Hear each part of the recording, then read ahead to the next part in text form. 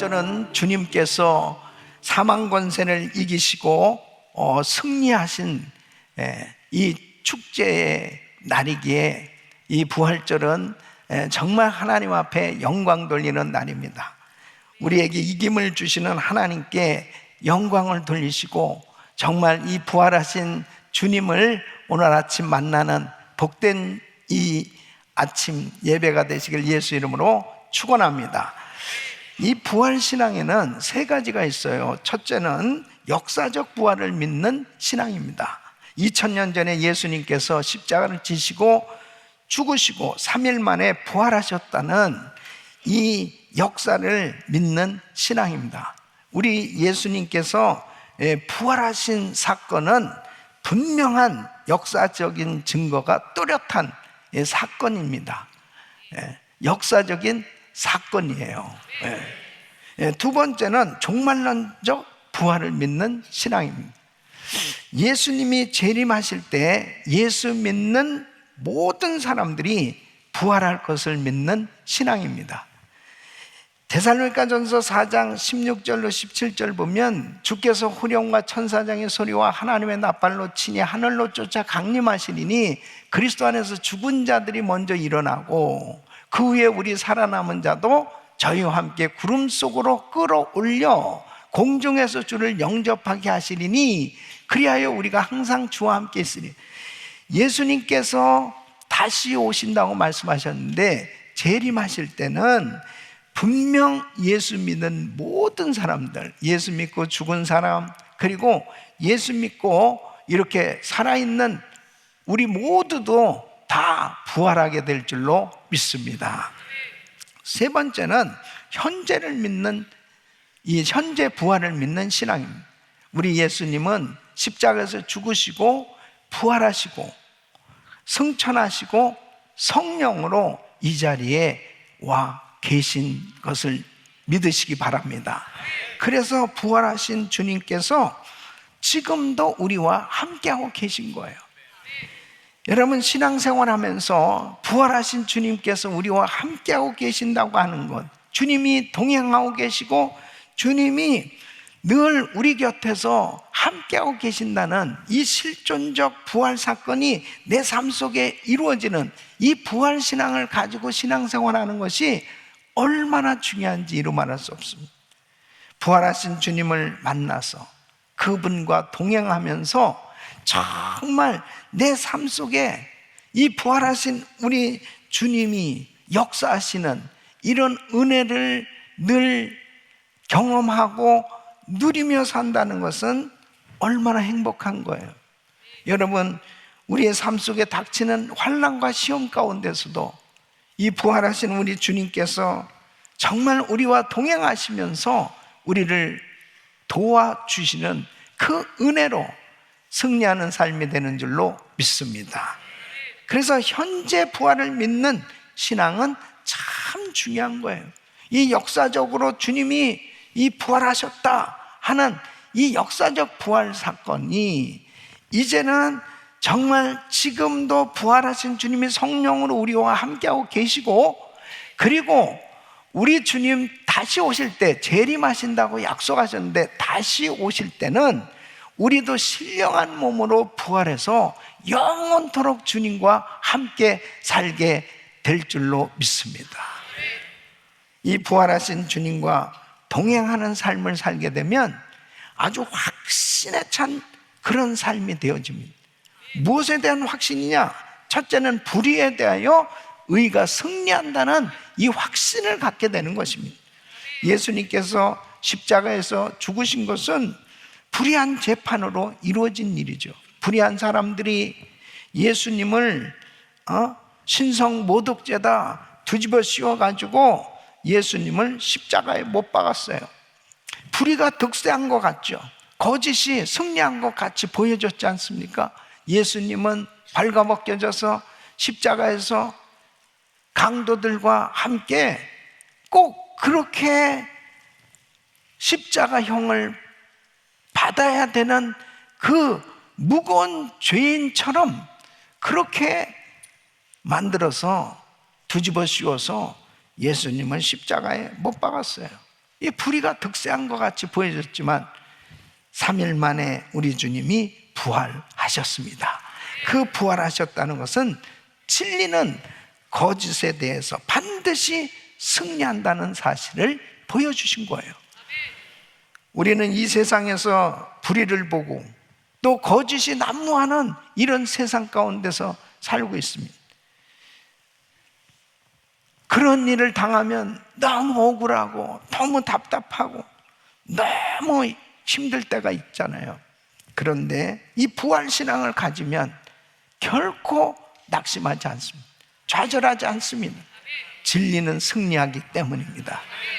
그러므로 여러분 삶 가운데 지금 정말 누구에게 말하지도 못할 만큼 답답하고 정말 힘들고 어려운 문제를 가지고 오늘 이 자리에 오신 분이 계시다면 부활신앙으로 다시 일어나기를 축원합니다. 다니엘은 모함을 받고 사자굴에 들어갔잖아요. 사자굴에 집어넣은 그 불의한 사람들이 승리한 것 같이 보이죠. 예? 불의하게 조서를 꾸며가지고 다니엘을 사자굴에 넣었어요. 그런데 주님은 다 보고 계셨어요. 불의가 승리한 것 같았는지 모르겠지만 그 사자굴을 천사굴로 바꿔주시고 그리고 다니엘을 그 사자굴에서 끌어내신 살게 하신 하나님은 불의를 의로 진리로 승리하도록 역사하신 줄로 믿습니다. 여러분 모르드게는 어떻습니까? 모함을 당해서 긴 장대를 만들어서 이 하만이 모르드게를 모함해서 그 장대에 매달아 죽이도록 그렇게 했습니다. 그러나 결국은 하나님은 그것도 다 보고 계셨어요. 그 장대에 자기가 하만이 결국 거기에 매달려 죽도록 하나님이 역사하셨던 걸 보게 됩니다. 하나님은 반드시 진리가 승리하도록 역사하신 줄로 믿습니다. 때때로 우리의 신앙생활에 정말 어처구니 없는 어려운 일을 겪는 그런 경우도 있어요. 그러나 두고 보십시오. 반드시 진리는 승리하게 되어 있습니다. 대한민국도 마찬가지예요. 진리는 승리하게 되어 있어요. 반드시 이 미국도 마찬가지예요. 전 세계에서 돌아가는 모든 상황 가운데서도 진리는 승리하게 되어 있습니다. 때로는 억울한 일을 당하고 속상한 일을 당하고 정말 이건 아니지 하는 그런 불평스러운 원망스러운 그런 일 때문에 여러분 좌절하지 마세요. 하나님은 다 보고 계시고 진리는 승리하게 되어 있습니다. 두 번째는 죽어도 산다는 이 확신을 갖게 됩니다. 예수님께서 십자가에 못 박혀 죽으셨어요. 죽음은 사람의 능력으로 해결할 수가 없어요. 죽음은 사람의 능력으로 해결할 수 없는 가장 어려운 문제잖아요. 근데 해결할 수 있는 유일한 방법은 뭐예요? 생명을 얻는 겁니다. 생명. 근데 우리 예수님이 이렇게 말씀해요. 나는 부활이요 생명이니. 나는 부활이요 생명이니. 생명 대신 예수님께서 부활하셨기 때문에 이 죽음을 정복한 거예요. 죽음을 정복했어요. 우리는 죽음에 대한 두려움이 있습니다. 그런데 부활신앙을 가지게 되면 죽음에 대한 두려움이 사라지게 됩니다. 예수님 분명히 나는 부활이요 생명이, 나를 믿는 자는 죽어도 살겠고 무릇 살아서 나를 믿는 자는 영원히 죽지 아니하리라. 죽어도 살겠고 죽어도 산다는 확신을 가질 때 죽음에 대한 이 공포가 사라질 줄로 믿습니다. 세 번째는 이 불행도 행복으로 바꿀 수 있다는 확신이에요.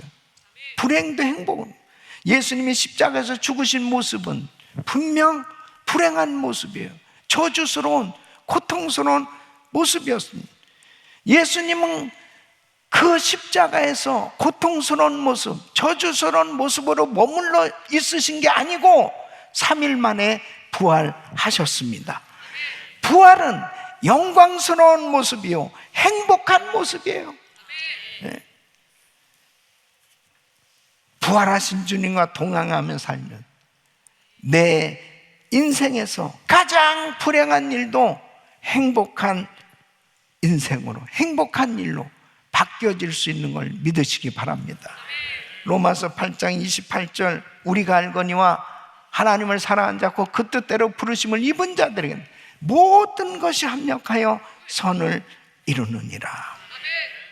사랑하는 성도 여러분, 주 안에서는 화가 복으로 바꿔질 수 있어요. 네? 부활하신 주님과 동행할 때 우리에게 일어나는 축복이 있어요.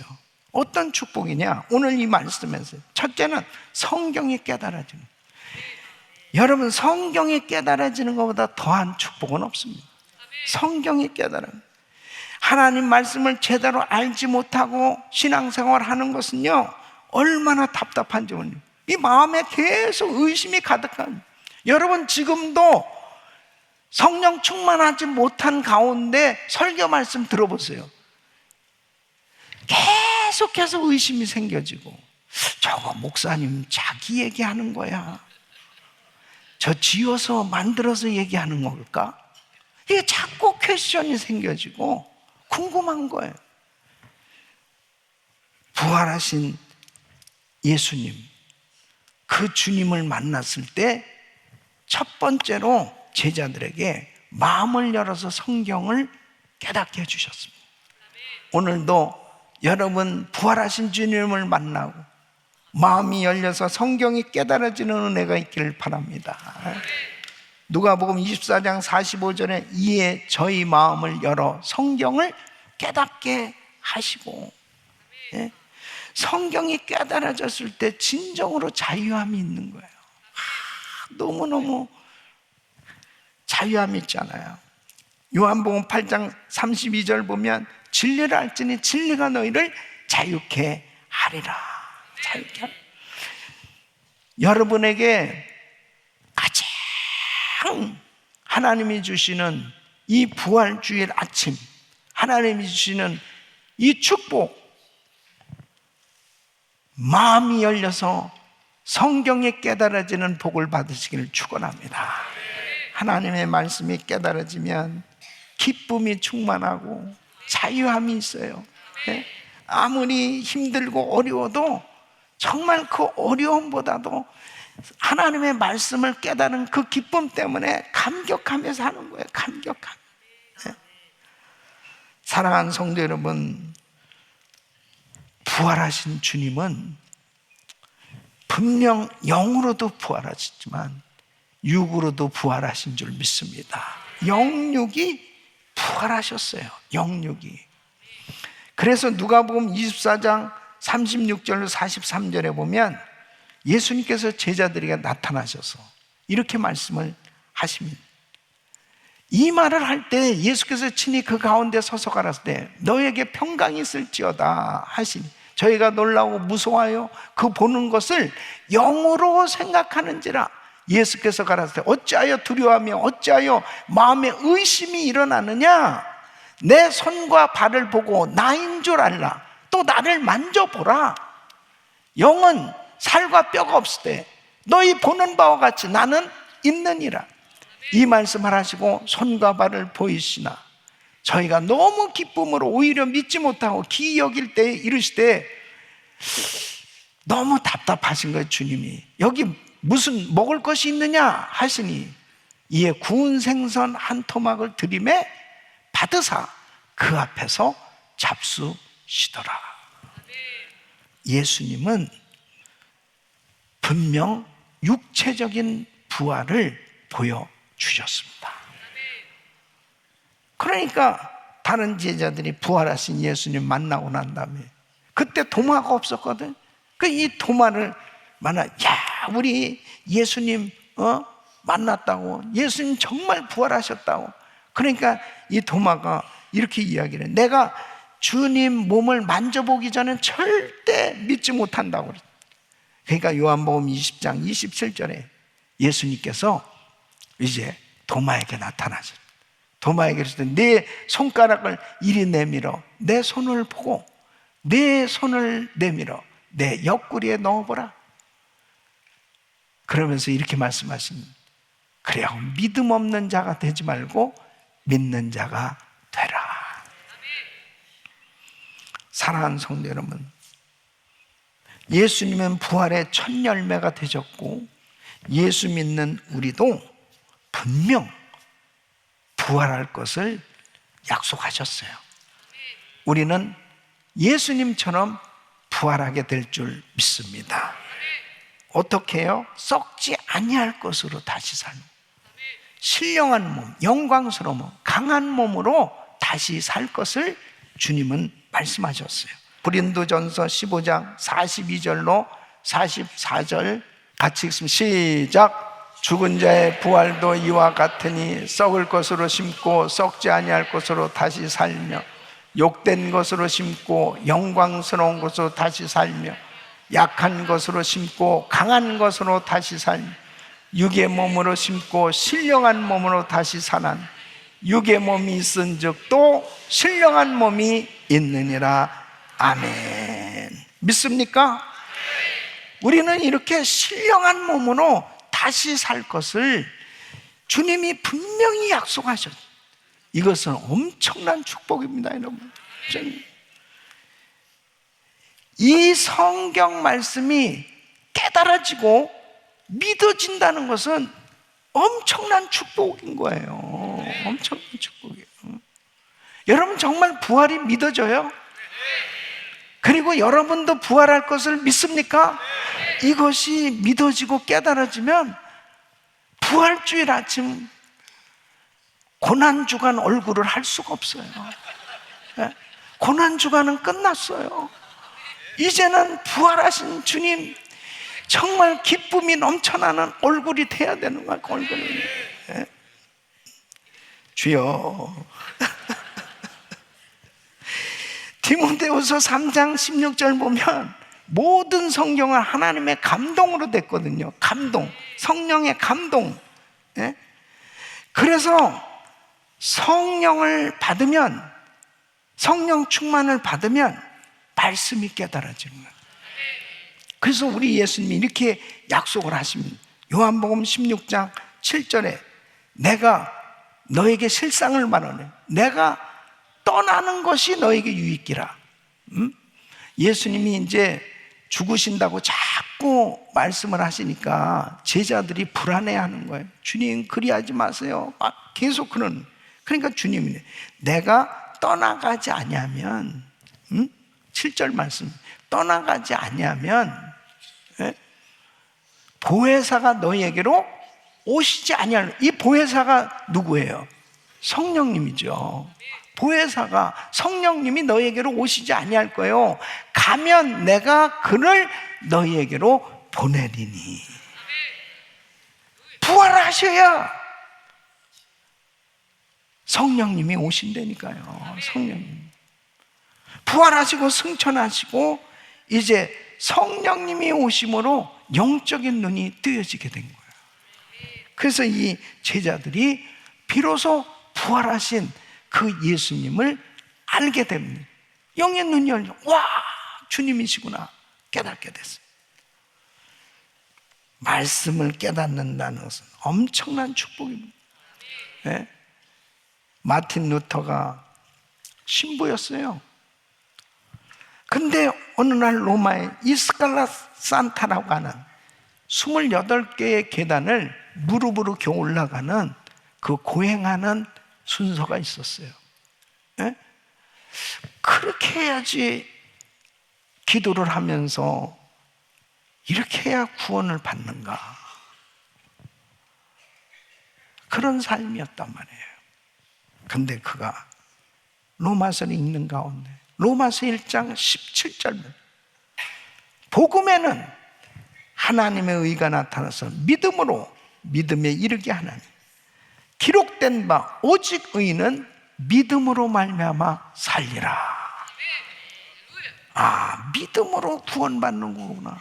믿음으로 사는 진리를 깨닫고 이게 아니구나, 내가 무릎으로 겨우 올라다니고 이런다고 해서 구원받는 게 아니구나, 믿음으로 구원받는 거구나, 이 말씀이 깨달아지고 종교개혁을 한 거예요. 예? 이 말씀의 이 깨달음이라는 게 이렇게 어마어마한 능력이 있습니다, 여러분. 예? 사람을 확 바꿔놓는 거예요. 예? 오늘 이 부활주일 아침 하나님의 말씀이 깨달아지는 은혜가 있기를 바랍니다.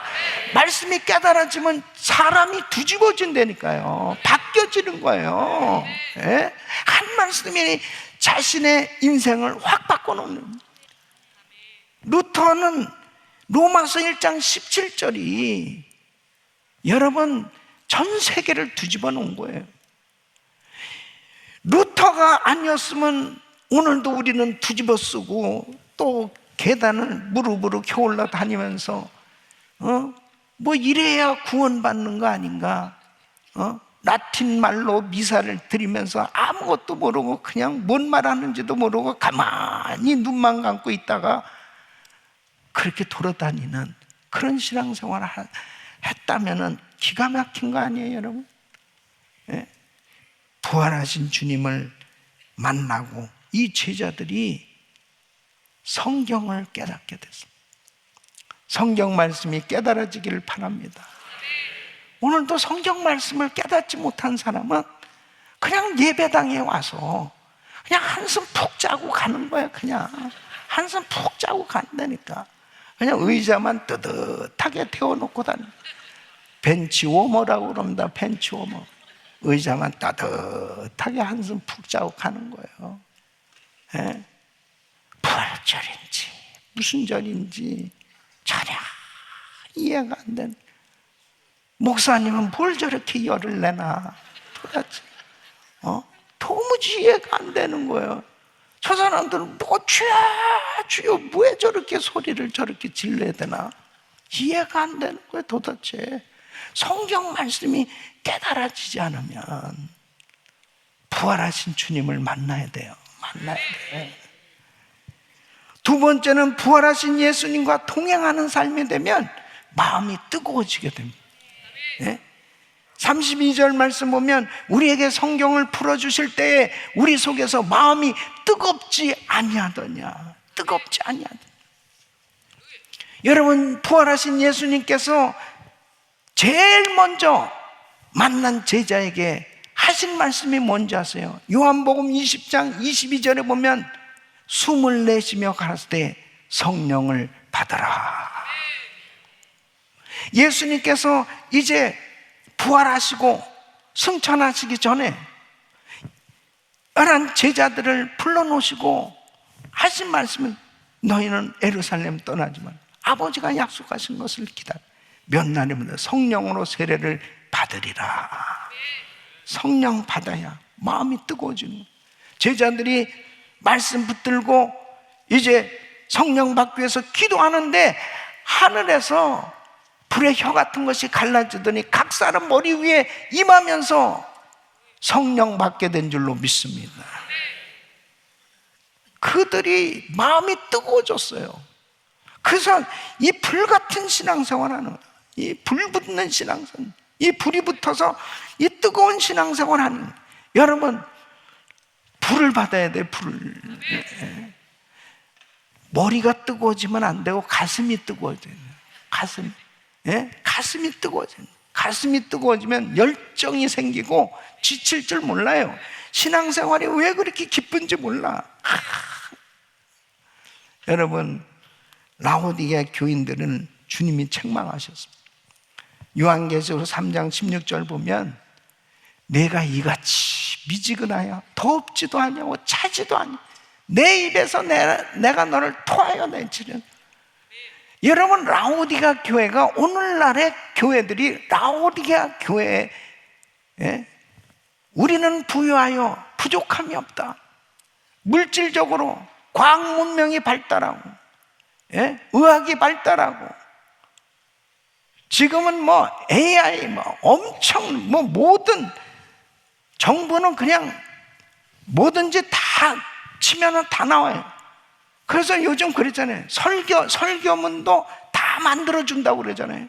그리고 어떤 사람 목소리로까지 해가지고 아주 별 희한한 세상이 이제 돼가는 거예요. 예?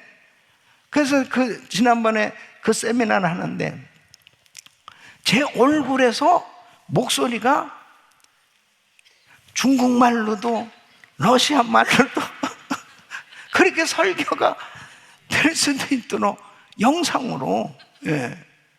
AI가 다 만들어주는, 예? 그런데 생명은 없어요. 생명은 없어요. 그런다고 성령 받는 건 아니에요. 하늘로부터 받아야 돼요. 주님께로부터 받아야 돼요.